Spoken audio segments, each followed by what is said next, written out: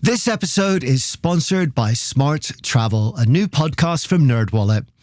So we've all got them, haven't we? That one friend who always finds the best travel deals, who always picks the right cars for points, and who somehow ends up in first class while you're back in the middle seat in coach. Well, Smart Travel is like that friend, but in podcast form. They cover all things travel finance, like how to book busy season trips without that busy season sticker shock that we all hate, how to avoid paying for upgrades you won't use, and how travel advisors can snag secret perks you didn't even know how to ask for. How useful is all of that. So travel smarter and spend less with help from NerdWallet. Follow Smart Travel wherever you get your podcasts. Armchair Explorer is a part of the Voyescape podcast network. Check out all of their shows from around the world at voyescape.com. Hey guys, welcome to the Armchair Explorer, where the world's greatest adventurers tell their best story from the road. My name's Aaron Miller. I'm a travel writer. And I'm really excited about this episode because this is not only an incredible adventure story, it really is. It's also an important one too. I think you're going to like it. Are you ready? Let's go. Antonia Bolingbroke-Kent is a travel writer, author, broadcaster, and an absolute motorcycle nutcase. Her latest book, Land of the Dawnlit Mountains, chronicles her journey across a forgotten far northeastern corner of India, from the jungles of Assam to the snowy Himalayan passes. Like all her work, it is beautifully written, incredibly inspiring, well-researched, deep, all the things that the best travel writing is all about. But we're going before that. We're going to her best story from the road, her favorite one, the trip that really made her name. We're going on one of the most iconic but difficult road trips on the planet, to a place filled with wonder, beauty, and tragedy, a place slowly disappearing and changing, a place that needed documenting, that needed someone to shine a light on what's happening there. And that's why she went, and that's exactly what she did. We're going to ride the 2,000-mile Ho Chi Minh Trail across Vietnam, Laos, and Cambodia. It's an amazing story. She's a really funny and articulate person. She's tough, she's determined, and she is well up for an adventure. You're going to love it. But if you want to hear the full story, you can download the book now on Audible and other audiobook platforms. It's called A Short Ride in the Jungle, the Ho Chi Minh Trail by Motorcycle. Which is a bit of a joke, actually, because what it definitely is not is a short ride. In fact, it's one of the hardest motorcycle routes on the planet. And she does it solo on a tiny pink Honda Cub she named very aptly the Pink Panther. So download that book right now. She reads it herself. She reads it incredibly well, and it is just beautiful. You can also follow her on Instagram and Twitter at AntsBK, that's ANTSBK, and her website is theitinerant.co.uk. She posts lots of cool, amazing stuff about all her adventures, so please do go and follow her right now. So we're just about to get going, but before we do, thank you so much to everyone that has been sharing and supporting the show. It really does mean so much to me. You are helping to spread this message, our message of love for the outdoors, unity, and the pure joy of exploring this amazing planet of ours. If you share those values, if you're a traveler too, please tell a friend and help this message grow. The Instagram and Facebook is at Armchair Explorer Podcast. I post lots of behind-the-scenes photos, videos, and more from each episode, as well as some of my own photography and adventure inspiration. You can also find all that good stuff on the website, armchair-explorer.com, where you can also sign up for the newsletter, and I'd love it if you did. Remember, you can also book trips inspired by the show. I've set up an adventure travel agency to help you plan and book your dream trip, so do get in touch. Let's make that adventure happen. But for now, don't worry about that, because we are just about to set off for the jungles of Vietnam, Laos, and Cambodia to ride the 2,000-mile Ho Chi Minh Trail by motorcycle. It's an incredible adventure. But first, let's find out a little bit more about Antonia. My childhood was really formative in terms of my travel career, because I grew up in a really rural part of North Norfolk in England. And I was always off exploring and climbing trees and being a real tomboy. And my parents gave me so much freedom, and there was never any sense of like, don't do that because you're a girl, or don't do that because it's dangerous. So I think I just grew up very free and quite bold, and with this real sense of adventure, which, you know, all children are really explorers and have a great sense of adventure. But I think now children are like mollycoddled too much and told like, don't do that, it's too dangerous, especially if they're girls. So I think my childhood was very important, but it was really my tuk-tuk trip when I was 27 that started it all. I did that trip with my best friend from school, Joe, and we were inseparable as teenagers and always really naughty. And then in her late teens, she had very serious mental health issues and spent about 4 years in and out of mental health institutions. And when she got better, she rang me one day and said, I really want to do something to celebrate being better, and I want to raise money for Mind, the mental health charity. And she said, do you want to drive a tuk-tuk from Bangkok to Brighton with me? And I was like, are you better? And I thought about it, and you know what? I said no. I had a safe job in London. I had a flat. I was working in TV. And then a few weeks after that, one of my very good friends very sadly took her own life. And it just made me think, what the hell am I doing? Life's for living. Don't not do things because of fear and because you want to be safe. That's not how to live a life. So I rang my friend Joe and said, right, let's do it. Let's drive that tuk-tuk. We flew out to Bangkok. We had a bright pink custom-built tuk-tuk made for us called Ting Tong. And we spent 98 days driving 12,561 miles across 12 countries from Bangkok to Brighton. And we had earthquakes and landslides and marriage proposals and numerous breakdowns, but we made it. And that just completely changed my whole perspective on life and the world. And after that, I just thought, I want to do more of this. I'm not going back to my job in TV. I'm not going to spend my life sitting in an office. I'm going to do more of this travel shit. And that is exactly what she did. But first off, what an absolutely mad thing to do. I love it. And that is not the only Tuk-a-thon-inspired piece of crazy we've had on this show either. Check out Simon Parker's episode about his journey across India on a Tuk-a-thon for a bit of fun as well. So they survived that. She caught the travel bug. Life is for the living. And she ended up, over the next 12 years or so, up to this day, doing a lot more of that travel shit. Sensibly, not all on tuk-tuks, but not sensibly, using for the most part only a mildly safer form of travel, but far cooler, the motorbike. I got into bikes in a really funny way. When we did that tuk-tuk trip, in order to get all the right permissions to get through China, we were told we had to get our motorbike license. So suddenly there I was in Norfolk in February with 3 weeks to get my motorcycle license, having never thought about motorbikes before. But then I fell in love with it. And yeah, bikes they're exciting, they're visceral. There's that whiff of risk and excitement. And when you're riding a bike, you're so connected to your environment. You can feel every bump, you can smell everything, whether that's the beautiful frangipani flower you've just ridden past or the steaming pile of buffalo turd. It's just, you know, you've got the wind on your face, you've got the flies in your teeth. It's just exciting. And also, my journeys have all happened in Asia. And in Asia, motorbikes are how people travel on the whole. It's the cheap, affordable way of travel. And I always much prefer travelling on a mode of transport which is more recognisable to people. I haven't sort of set off with an intention to make it as difficult as possible to myself or to be like really obtuse and choose the most extraordinary vehicle. Generally, it's been what vehicle is available in those locations which is cheap and easy to fix and that I can pick it up if it falls over. So that was the reason behind choosing the Honda Cub for the Ho Chi Minh Trail. There'll probably be bikers listening to this who'll be like, what? She rode 2,000 miles through the mud and mountains on a tiny Honda Cub. Why didn't she choose a proper dirt bike? But actually, Honda Cubs are cheap, idiot-proof, indestructible, supposedly, and ubiquitous in Southeast Asia. So really, it was the ideal bike for the journey. Well, I thought it was. Ah yes, the Honda Cub, diminutive in stature but a legend among bikers. The Discovery Channel voted them the greatest motorcycle ever.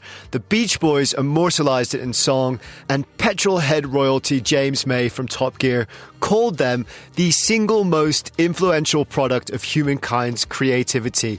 I mean, up against the wheel, that's tough to argue, but you've got to respect the passion. And the fact remains, they are the single most produced motor vehicle in history, with more than 100 million sold. And yes, they are nearly indestructible. As we'll see, Antonia did a pretty good job of trying. But to give you an idea of how tough they are, Charlie Borman actually threw one off a roof, laden down with 200 kilos of pizza and cooking oil, but it refused to explode. So in that sense, it really is a good choice for an insane journey like this. Because what's truly impressive about Antonia's journey is not so much that she did the route itself, though that is impressive. Most people do the backpacker-friendly tarmac version. Very few attempt the muddy guts of the original trail over the Truong Son Mountains.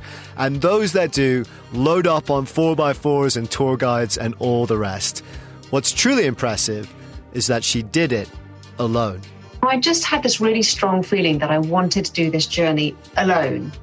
That as great as companionship is, companionship kind of makes us idle. It gives us masks to hide behind. You know, if you're afraid of something or if you're bad at something, like me with mechanics, companionship means there's always someone else to hide behind, someone else to do that thing you're bad at. And I also think so many of us go through life without really finding out our true selves, who we really are, what we're really capable of. And going on a long journey on your own when you've got no one else to rely on is a really good way of diving deep, of finding who you really are beneath it all. So I thought, I want to see who I am. I want to see, am I a man or a mouse? You know, how am I going to react being alone in the jungle for ages? When I break down, I have to fix the bike. So I guess it was a personal challenge as well as this real desire to find out about the Ho Chi Minh Trail. Solo travel is different. It forces you into situations, it forces you to learn and figure things out. It also, as she writes, makes you acutely aware of your emotions, which I think is really interesting, and perhaps why solo travel is such a catalyst for personal growth too. All of which is amazing. Solo travel is incredibly rewarding, but it's also hard when you're somewhere you don't speak the language, and those situations you're forced into are going to be challenging. Which they were, because what she doesn't really go into there is not only is she bad at mechanics, she'd also never changed a tire on a Cub before, which on a remote road where you're probably going to get a puncture about 4 times a day is so gutsy, but also potentially dangerous. So this is a proper adventure. But it's also more than that too. The Ho Chi Minh Trail was a military supply route that was developed during the 60s and 70s during the Vietnam War. And it moved men and supplies from communist-controlled North Vietnam to the American-backed South Vietnam. And the trail started in 1959 as a footpath, which North Vietnamese soldiers called Boi Dois used to walk for 6 months from north to south, carrying up to their own weight in rice, supplies, ammunition. And then by the time the war ended in 1975, it was this 12,000-mile gargantuan network of footpaths and supply bases and fuel lines spreading throughout Vietnam, Laos and Cambodia. And you know, I'd watched Vietnam War movies, I knew a little bit about the trail, but I really got interested in it when I was producing a BBC TV show about the trail about 10 years ago. And we were taking 2 celebrities on a trip down the trail. It was a pretty bumpy ride in more ways than one. Don't think the celebrities were quite prepared for the rigors of the Ho Chi Minh Trail. And during that trip, I just thought, this is incredible. This is a part of Southeast Asia which is rarely seen. And it's this extraordinary piece of history which is vanishing so fast because of time, nature and development. So I decided I really wanted to go back and explore it before it was too late. So that was where the idea for the journey came from. And what really struck me was that it was 4 decades after the end of the Vietnam War, and it was just being swallowed by the jungle and by roads being built over it. But also the fact that there was still so much of the war left. There was UXO everywhere. There were whole villages built out of war scrap. There were massive bomb craters. It felt both very present and dangerously disappearing. When she says UXO, if you're not familiar with that term, she's referring to unexploded ordnance, bombs basically, that fell into the jungle during the Vietnam War but didn't explode, and they're still primed and deadly to this day. And we're going to hear more about that later, but just to give you an idea, in Laos alone, 1/3 of the country remains to this day contaminated with UXO left over from the war, including an estimated 80 million cluster bombs. If we take the UK as a comparison, which is roughly the same size as Laos, that's like not being able to go anywhere south of London because you're liable to get blown up. And that is one of the most tragic and shameful parts of the entire war, whose legacy, as we'll also see, is still affecting the people that live along the Ho Chi Minh Trail today. But before she could contend with that, she first had to face the Hanoi traffic. It was time for the adventure to begin. Like with any big adventure, it had been months of anticipation and quite a lot of sleepless nights thinking I was going to be eaten by a tiger and blown up by UXO and killed in a motorbike crash. And I got to Hanoi feeling quite kind of nerve-jangly. And the biggest thing was picking up my motorbike, which some guys I'd met the year before had like pimped and sorted for me. And I first met her in this Hanoi warehouse, which was full of old Soviet-built Urals and Minsks, these big, burly weightlifters of bikes. And in the middle of this warehouse was this little pink Honda Cub, and she was all shiny and perfect. And I remember getting on her for the first time, feeling really jet-lagged and just being plunged into the maelstrom that's the Hanoi traffic, and just thinking, shit, like, what have I let myself in for? I don't know if there's a highway code, but it got ripped up a long time ago. You've got buffalo carts, you've got taxis careering in all directions, you've got people who've got mopeds loaded up with an unholy amount of things. You'll have 6 people, a cupboard, a couple of pigs, and they're still managing to steer it through the traffic the wrong way. So yeah, my nerves made me talk out loud and like sort of commentate on everything I was seeing like some demented racing pundit. A demented racing pundit. I don't know how you drive, but I recognize a lot of myself in that. And I'm not contending with anything like Hanoi, which, by the way, the accepted wisdom for crossing the road there, just to give you an idea of what it's like, is to go very slowly so that the traffic actually has time to see you and swerve out of the way. If you try and go fast, well, you remember that game Frogger, right? So, she picked up the bike, the Pink Panther, all sparkly and new, braved the Hanoi traffic, survived the buffalo carts and overloaded mopeds, and then finally, she was on the road, and there's no feeling like it. There I was, riding my bike through northern Vietnam with the mountains rising up on one side and the mist and the paddies and all the excitement of being somewhere completely new. And then you just have that feeling of like, yes, I'm on the road, I'm free, I'm doing it. This is what I want, to be having an adventure and riding into the unknown. I was in Vietnam for a week before I crossed over to Laos, and it was the perfect introduction because apart from the few, offers of a lunchtime quickie. Okay, some context needed. People got a little confused by Antonia. She was a Westerner in very remote parts of the country and a woman on her own and riding a shiny pink motorcycle and staying in brothels. Not intentionally, of course. It's just that, sadly, in many cases, that was the only place to stay. A lot of women would have been rightly outraged by these approaches, especially, as Antonia writes in the book, because she was massively undervalued at only 500,000 dong, which is about $20. But she took it all in her stride, even when she had to stay in freshly used rooms without fresh sheets. Needless to say, if you plan on doing this route, bring a sleeping bag. But she wasn't there for quickies, and she wasn't there for Egyptian cotton.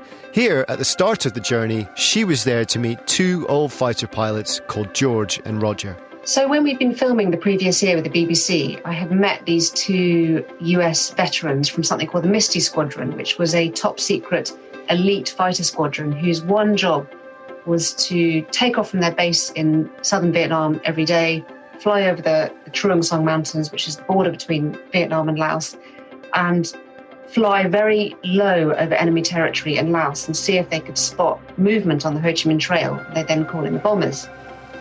And both of them have survived, obviously, and then from the 90s onwards, both of them had been drawn back to Vietnam, really by a need for closure, by a sense of guilt, by compassion, and they were both involved with charitable projects there. So I was really lucky to meet them. They were both in their late 70s and really interesting men, and it was amazing to get their perspective on what it had been like, why they had joined, their sense of patriotism, the fear of communism that was so abundant then, and how they'd been since the war. The Misties were an elite group. Between 1967 and 1970, only 157 men served as pilots, all of them volunteers. And their sole mission was to stem the flow of enemy activity down the Ho Chi Minh Trail. It was incredibly dangerous. They were flying low. They could get shot down by gunners at any time. They had to jink and jive constantly to avoid getting hit. Those that served, 1 in 5 were shot down. Now, whatever you think of the war, they were undeniably brave. But what makes George and Roger heroes, in my opinion, is that they came back. Some of those 80 million cluster bombs still lying in the jungle today were theirs. And they came back to finally make amends, which they're doing through their charity work. What they didn't expect was how close one of those cluster bombs came to making its own kind of amends on them. We crossed the border into Laos together. And the border we crossed to get into Laos was called the Musar Pass, and it's where the majority of trail traffic had poured through back in the 60s and 70s. And America had been so keen to cut the trail here that it had become the most bombed place on earth. The North Vietnamese soldiers used to call it walking through the door of death, and it was just destroyed, this whole area, and it's still loaded with UXO. And George and Roger had said to me that every morning as they were flying over this particular pinnacle of karst, they'd be shot at by this North Vietnamese gunner. He would always miss the planes. It was like he was reliably missing the planes. And this legend grew among the pilots in Misty Squadron that there was this young North Vietnamese gunner who was purposefully missing them. He didn't want to kill anyone. And they called him the kid on the karst.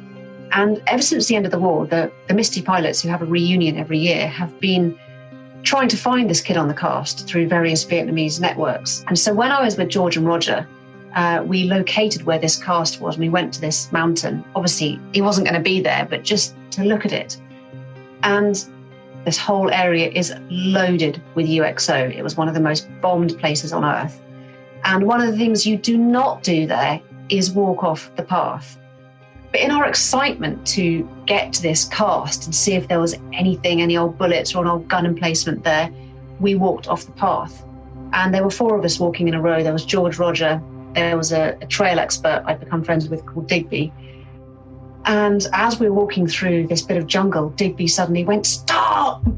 And right there in front of Digby's foot, like 6 inches in front of his foot, was a cluster bomb. And a cluster bomb is about the size of a tennis ball, and it's this rusted little thing sitting in the leaves. But if Digby had trod on it, it would have blown up and it would have killed all of us. And these things are all over Laos still, and they still kill a lot of people. So that was quite scary, and we had to make our way safely out of the jungle again and back onto the path. But it was a real reminder of just the UXO problem there and what people there have to live with every day. One more step without looking down, and that would have been it. And that really brings home what an everyday thing this is for the people that live along the trail. Just a few steps into the jungle, a jungle that they rely on for much of their livelihood. And it's literally like entering a minefield. Since 1975, more than 100,000 Vietnamese have died from unexploded bombs dropped by the Americans during the war. 100,000. And the story in Laos is even more tragic. Laos was officially neutral during the war, but because the trail went through it, America did their damnedest to cut the trail. So that was why it was bombed so heavily. And Laos is still the most bombed country on earth per capita. It was bombed on average every 8 minutes for almost a decade. And more bombs were dropped on neutral Laos by America than by all parties in the entire Second World War. Millions of tons of bombs were dropped. And of these, 10 to 30% didn't explode, which means they're still live in the ground. I was going through villages where the whole villages were built out of war scrap. And not only would there be huge 500-pound bombs lying around, which people were trying to sell for scrap metal, but houses were built out of bits of US aeroplane, and people would be paddling canoes made out of discarded aeroplane fuel canisters, and cows would be wearing bells made out of old mortar fuses. It was just as if the villages were built out of war scrap. And when we were driving along these red dirt tracks through the jungle, bomb craters were everywhere. I mean, bomb craters big enough to swallow a Jeep or a double-decker bus. And it had been bombed so heavily, this area, that part of the mountains had crumbled. So it was pretty shocking. And I was raising money and awareness for a British NGO called Mines Advisory Group. And in Vietnam, just before I crossed into Laos, I'd spent a day with one of their clearance teams. And Vietnam was bombed even more heavily than Laos. And one of the people I met that day was a woman who had lost her son, her 8-year-old son, about 6 months previously, because he'd been out trying to collect scrap metal so he could sell it to buy a kite. And he picked up a cluster bomb and it blew him up. And this is happening all the time still. And America is not doing enough to clean up their mess. I'm not going to go into that too much, but I will say, in just over 20 years, America has given Laos something like $200 million to help clear UXO from the jungles. It sounds like a lot until you realize that in that same time, the American military has spent something like $20 trillion. So that $200 million represents less than 0.001% of their total budget. If they had knocked just one of those zeros off and upped the amount to 0.01%, the problem would have been solved a long time ago. I will put details up on the website of the Mines Advisory Group charity that Antonia was raising money for, or just go to maginternational.org to find out more. But despite all the tragedy, and there was plenty beyond the remnants of the war too, there is also massive amounts of illegal deforestation and mining, which is devastating the wildlife, the landscape and the communities. Despite that, Laos was also spectacular. Laos is such a beautiful country. Unfortunately, there's been a huge amount of deforestation in the last 30 years. But yeah, I remember so clearly the moment I crossed the border from Vietnam, the Musal Pass, which is this just tiny border with a few shacks. And it was just like drawing back the curtain of a theatre, because suddenly there was Laos below me, and it was for the monsoon. It was really hot, and the jungle was just shimmering in this noon inferno. And I could just see forests and limestone mountains just plonked in the middle of this forest. And there's only 7 million people in Laos. It's very wild and very beautiful. I'd have days where I was riding through the jungle and these huge trees on either side, these great walls of greenery, and riding through these clouds of kaleidoscopic butterflies. And this just real sense of being in a really wild, beautiful place. But yet there was so much devastation still from the war. You know, there'd be a bomb crater there, and then a bombed out truck from 50 years ago, and then you go to a village with all the war scrap. I really fell in love with the place, but also felt very sad about what had happened and what was happening. I think that juxtaposition between the beauty of the landscape and the friendliness of the people, apart from the offers of quickies, with the ghosts of what had happened and what was still happening, must have been very strange and unnerving. She talks of feeling those ghosts, of feeling like she was being watched, feeling their presence all around. But that was the point too. She wanted to expose this underbelly of corruption and devastation. She didn't want to shield her eyes from what was hard to see. But at the same time, she wanted to shine a light on everything that was good and hopeful too. And there was plenty of that. She writes, I rode south through a lost world landscape of tinder-dry jungle and pinnacles of slate-grey karst. Dawdling along at 20 miles per hour, I drank in this otherness, cascading rice paddies, lead sullen water buffaloes, farmers tended to their paddies, hinged at the waist like compasses. I rode south through thick jungle and scruffy tribal villages, scattering oinking black piglets and scrawny chickens as I passed. Foreigners rarely, if ever, came this way. And while some of the ragged children ran excitedly after me, others simply froze and stared open-mouthed. Several groups of women hitched up their sarongs and bolted into the forest, terrified, like deer startled by a wolf. I wouldn't have wanted to be anywhere else. But it was here also that the riding got really, really tough. In Vietnam, 90 million people, tarmac, people everywhere. Then crossing the border, just bam, different world, just red dust and jungle and wilderness, no people.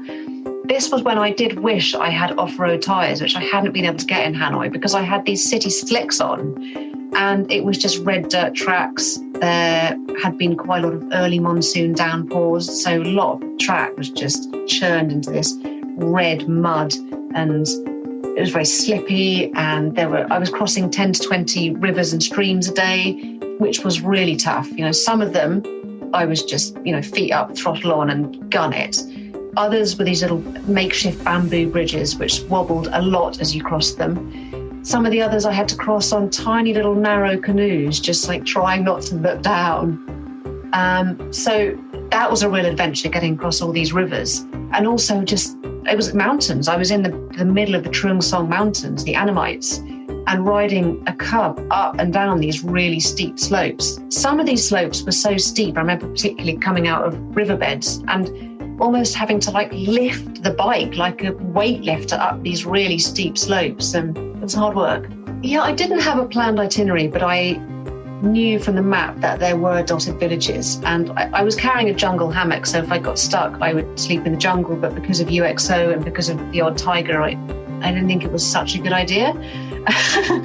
So generally I'd turn up in these villages where there would always be one government guest house, but these were the brothels. And I remember one day, after it had been such a tough ride down from the mountains, on this really deep red sand, I'd fallen off a few times, I'd cut my shin open, really deep bloody gash.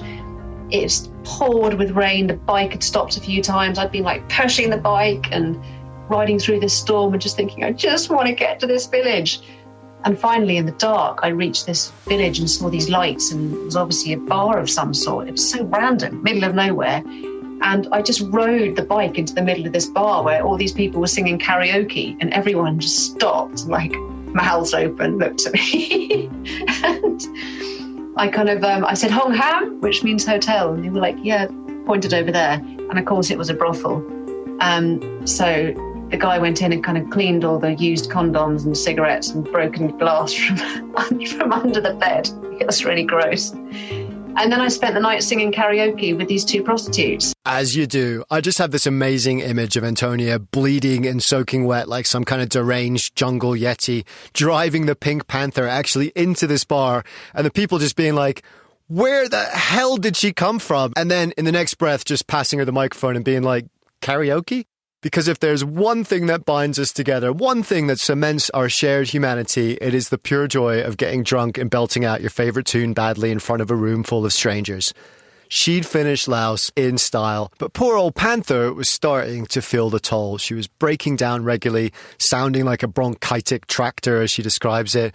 There were times when she wouldn't start at all, but Antonia got her going, she changed those tyres, she figured out those mechanics, and she didn't let this or anything else stand in her way. There was just one country left before the end of the trail.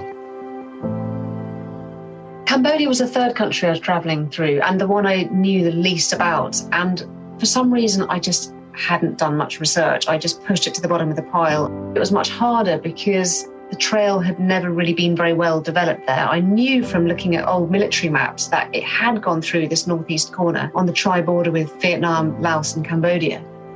But really because of what had become after the Khmer Rouge, and because the Vietnamese and the Cambodians never had a very good relationship, the trail had just vanished from existence and memory.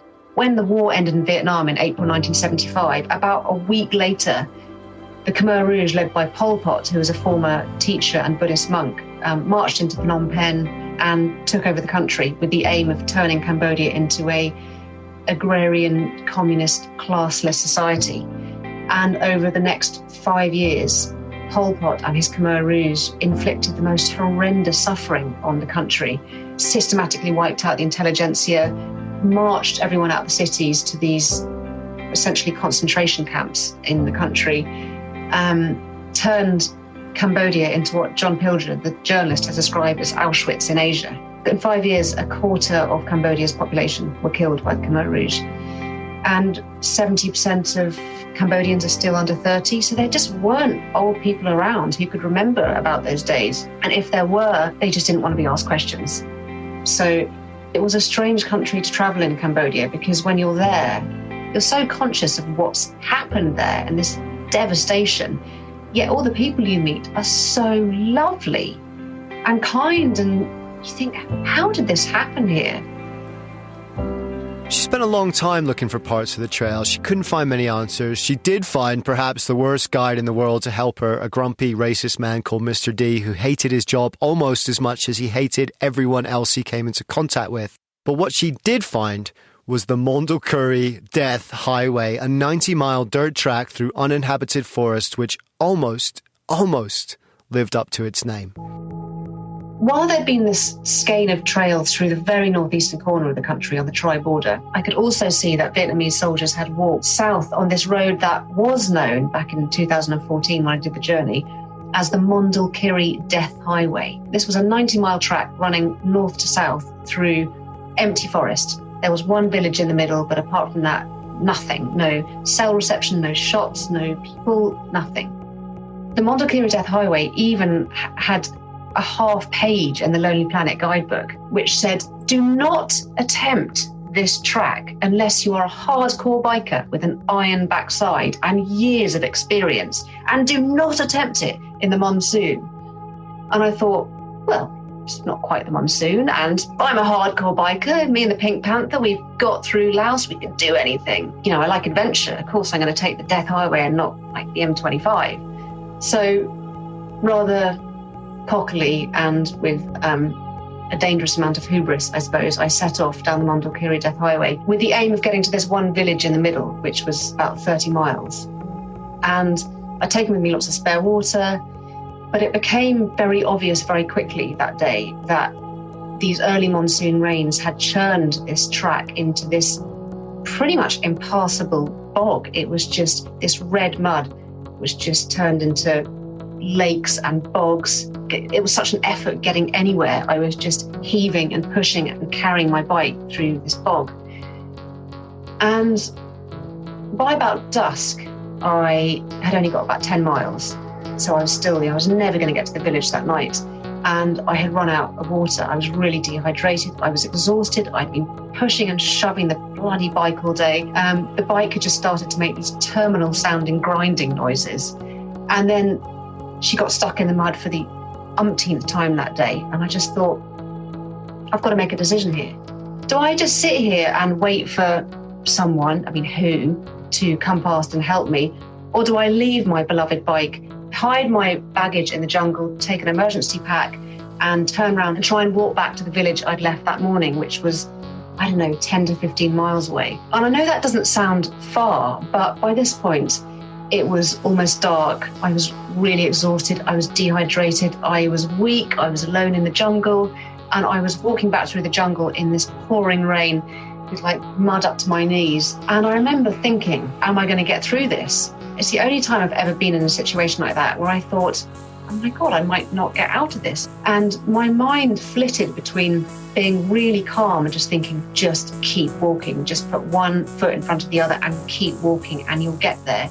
And then going into this slightly hysterical panic of, I'm going to die, and, it's my own stupid fault, and I was so cocky, I should have listened to the warnings, I shouldn't have taken the Mondulkiri Death Highway. But I just carried on walking, and I don't know how many hours it was, but I was beginning to hear things. I thought I could hear diggers in the jungle, I thought I could hear voices, and there was no one there. I was just getting really weak and confused.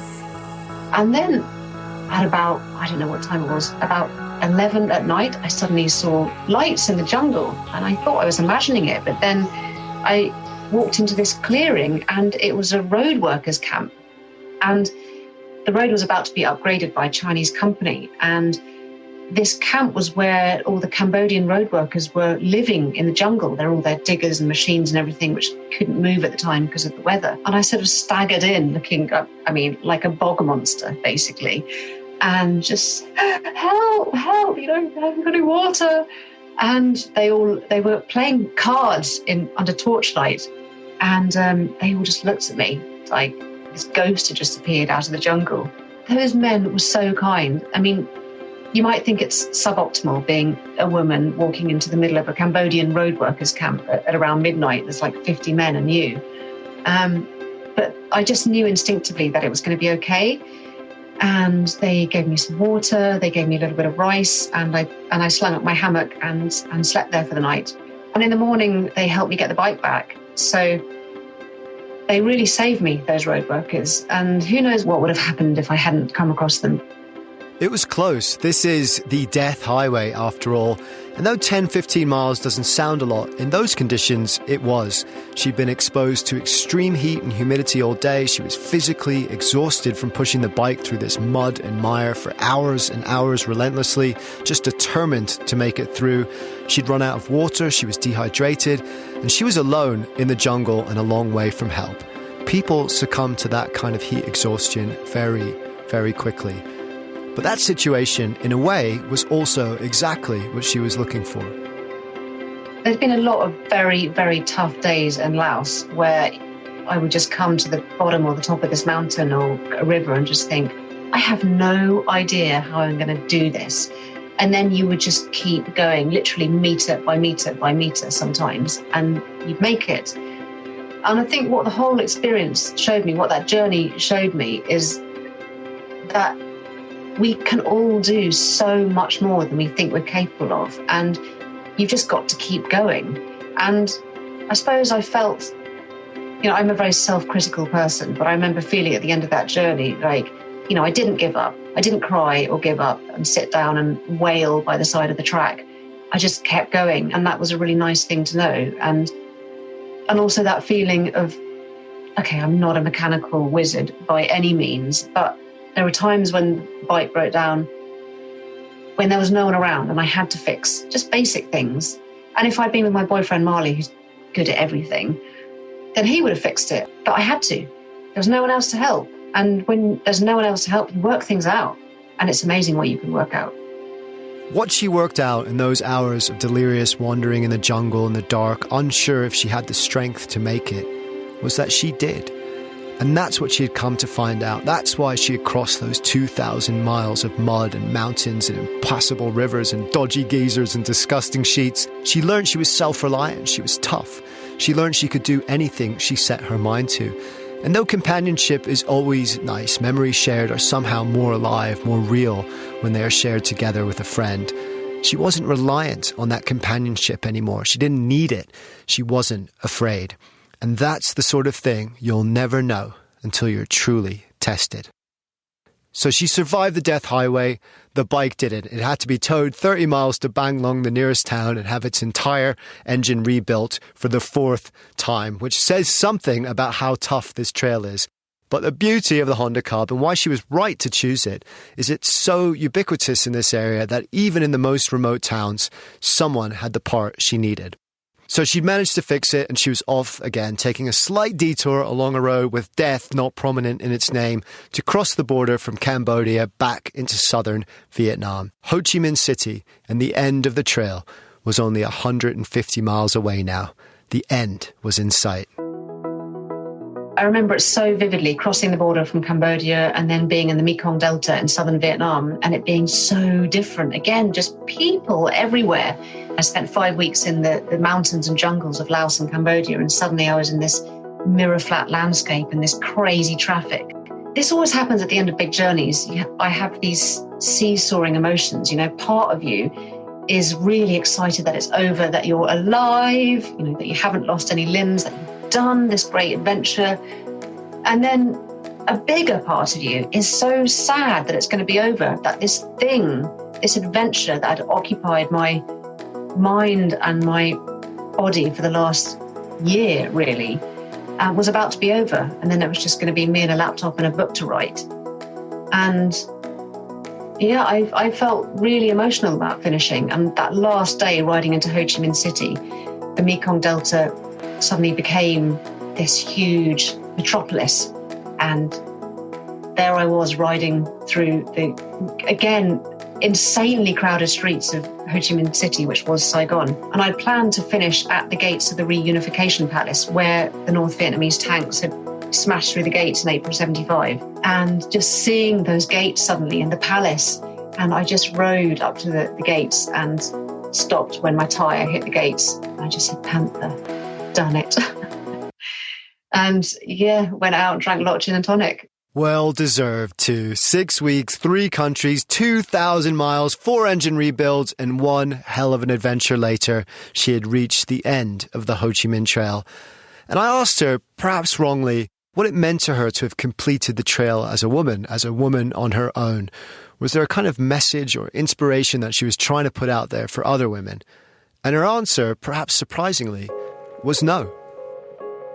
The fact that I'm a woman doesn't affect how I think about my journeys at all. I am just a person wanting to do a journey.